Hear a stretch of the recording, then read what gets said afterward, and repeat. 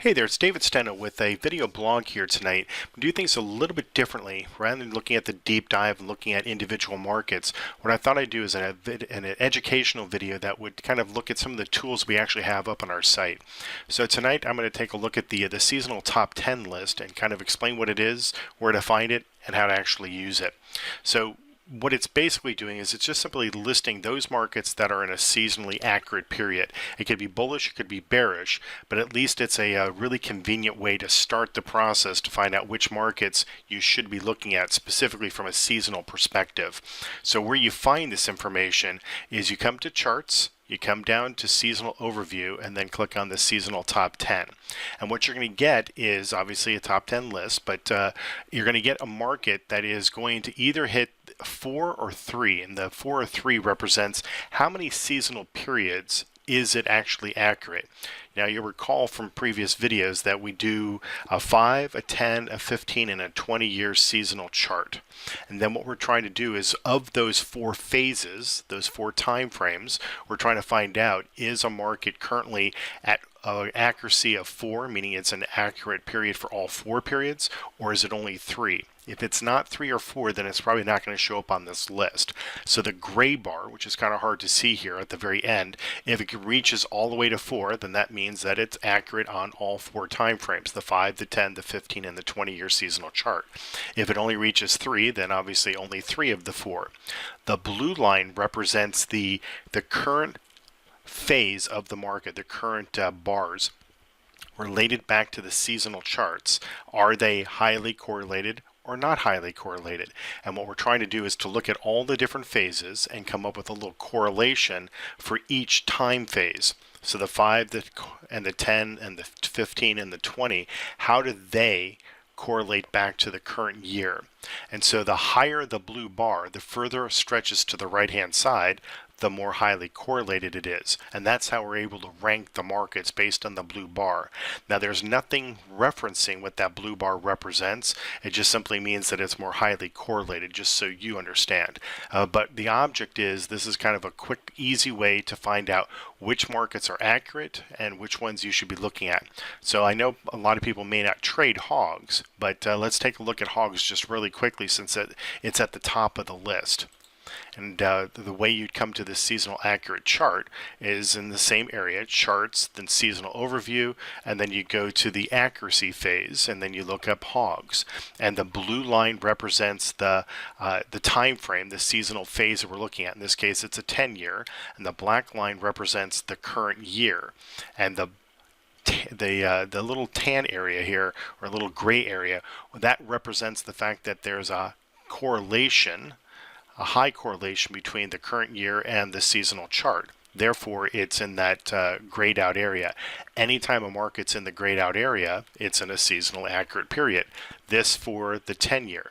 If we looked at the 5-year, you'd see that it also is in a high correlation, high accuracy phase. And then flipping over to the 15 and the 20-year, each of those phases, each of those time frames is in a seasonally accurate time phase. So it's an easy way to look at that seasonal top 10 to know that a market is in a high phase, a high seasonal accuracy phase, and therefore something that you may want to look at. So next time you're looking for a market that you want to have some confidence in from a seasonal perspective, obviously look at the top 10 list, and then you can use the seasonal accurate charts we see here for the 5, the 10, the 15, and the 20.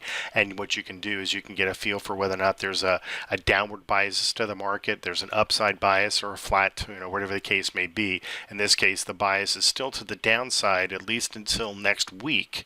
And from that perspective, if you short the market, as hogs went down today, and the systems are short, it gives you a higher degree of confidence that the market is going to follow suit. So with that, always look at the seasonal top 10 chart and then factor down to the individual markets just to get a feel for whether or not the phase is beginning, the seasonal trend that is, or if you're at the tail end of it, and it'll give you an idea as to whether or not you want to continue with some of your trades or look for some type of reversal. So that will at least give you an idea as to what the seasonal top 10 list is about, and then a little more instruction as to what this little phase is right through here, so that you know how to sort of interpret the charts. And I'm going to try to do a few more of these educational how-to type videos, looking at different metrics and different things that are actually up on our website. And if I'm able, I'll do some videos that will go into a little more detail. Now, I just happen to have done a workshop, a little webinar just the other day where we were talking about this, and so I did post it to our site. So if you come to our Signal Insights area under Resources, then Signal Insights, and then you can come down to some of these little videos.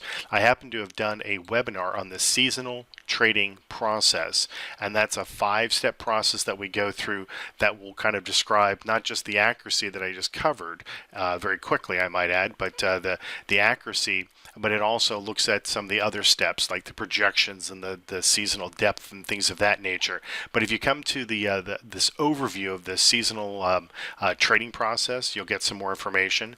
And then the other thing is that you'll see that there's two yellow buttons down here. The top one was a video recording that we did for the webinar that we did just the other day. So if you want to take a look at that particular video and go through an hour-long presentation on that, including some of the things I just talked about, but I'll obviously go into a little more detail, just simply click on that and you'll be able to access the actual webinar itself and be able to go into a little more detail. But for right now, if you're ever looking for a particular market that is in a high seasonal accuracy, just come to the top 10 list. You can see all the different markets that are listed there. Obviously, there's a hierarchy, but they're all good markets. It's just a matter of where they are within their phase. If they've started a trend, or they're the tail end of a trend, or they're going to go into a consolidation. But that's a good spot to at least begin the process to know which markets to really focus on. So I'll try to do some more videos that are more how-tos on the using the website and some of the analytics that we actually have on the site. And from that perspective, hopefully it'll be a little more interesting than just simply looking at an individual market. So with that, thanks very much, and we will take a look at some more data down the road.